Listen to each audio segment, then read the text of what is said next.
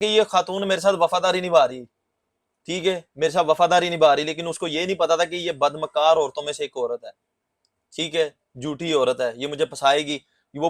वैसे ही हुआ उसके साथ कि इन्होंने प्री प्लान किया हुआ था आमना फरहान लोगों ने, उनकी फैमिलीज ने, कि वो नहीं सारी बातें झूठ उनका, है, कि मैंने उसको समझाने की कोशिश की लेकिन वो नहीं समझा, फिर मैंने कहा इसका मैं प्लान, मैंने प्लान बना के इसको घर बुलाया। मेरी भी आमना से बात हुई, उसने कहा अली हसनैन को सब पता था, अली इसको ड्रॉप भी करके जाता था, अली इसको पिक भी करके जाता था, ये पिक भी बात करता था। बिल्कुल झूठ है,